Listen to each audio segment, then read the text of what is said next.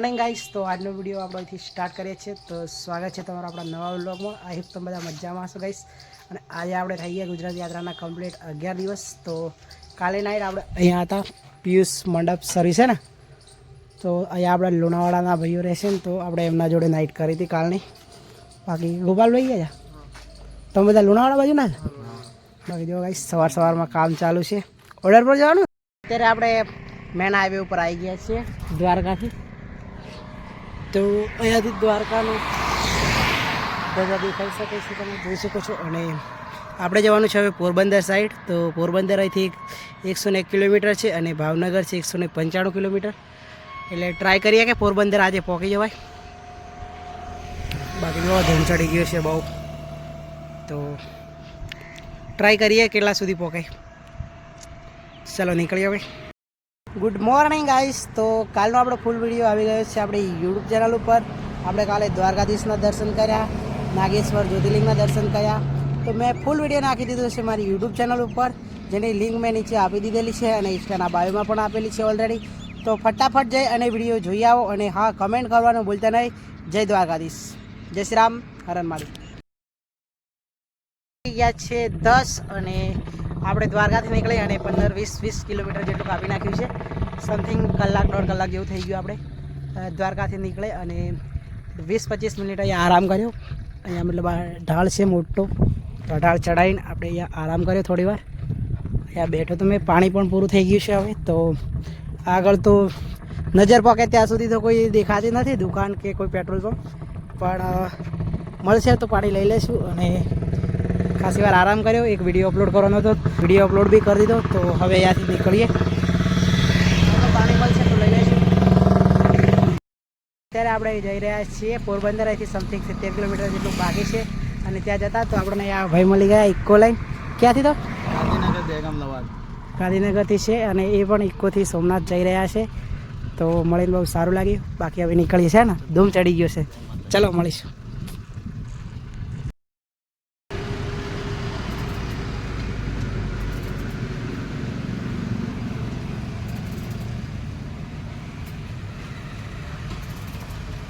તો ગાઈસ અત્યારે વાગી ગયા છે 5:30 અને હું છું માધાપુરમાં. આજે મને સાયકલથી બહુ બધો હેરાન કર્યો. 2 વાર સાયકલ પંચર થઈ ગઈ અને મારી જોડે પાવર બેગ નહોતું, તો પાવર બેગ બી ખોવાઈ ગયું હતું.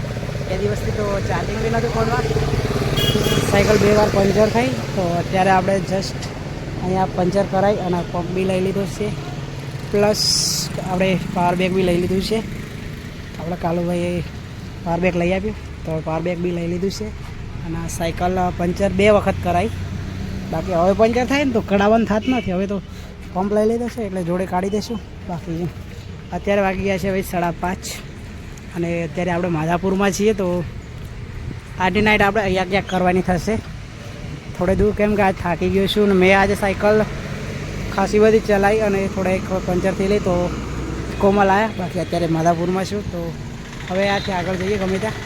બાકી પાવર બેગને બધું લઈ લીધું છે.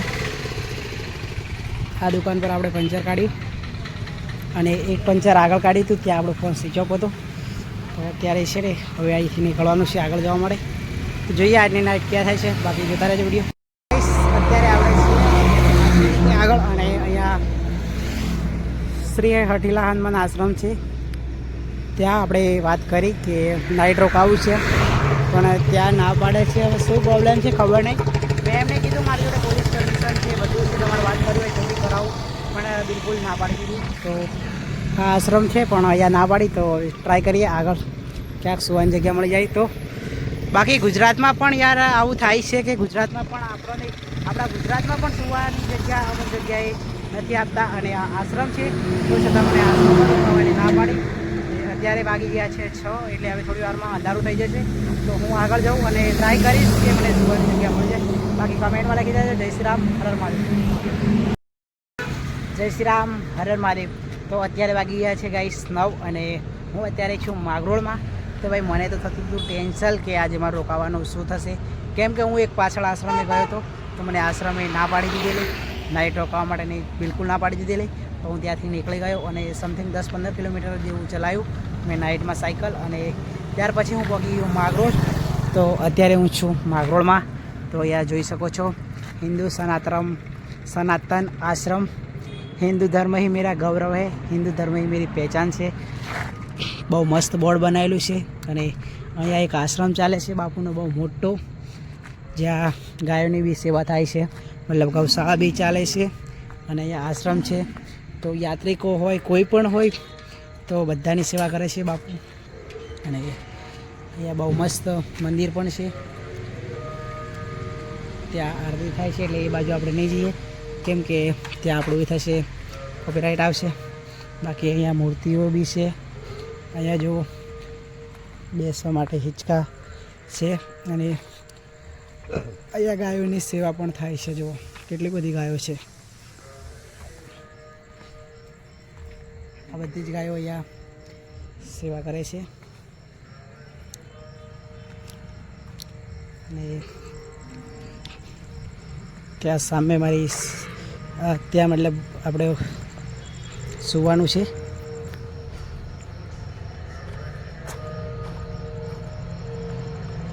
તો ગાઈસ અહીંયા આપણો છે ને ખાટલો પાથરી દીધો છે, મેં મતલબ જાતે પાથર્યો છે। સામાન એમણે આપ્યું હતું, મતલબ ગોદરા ખાટલો બધું એમને આપ્યું હતું। બાકી આ છે બાપુની ગાડી અને અહીંયા છે આપણું ભાઈ સાયકલ। તો અહીંયા મૂકી દીધી છે આપણી સાયકલ। હજી બેગ છોડ્યું જ નથી મેં, બેગ મેં કીધું શાંતિથી છોડું। તો અહીંયા મૂકવાની છે આપણી સાયકલ। બાજુ છે બાથરૂમ નાવાનું, એટલે નાવાનું બી બાકી છે હજી। તો આની નાઇટ થવાની છે ભાઈ આપણે અહીંયા। તો જમવાનું બનાવે છે, ત્યાં સુધી મેં નાઇટ ફ્રેશ થઈ જાઉં, પછી જમી લઈશું।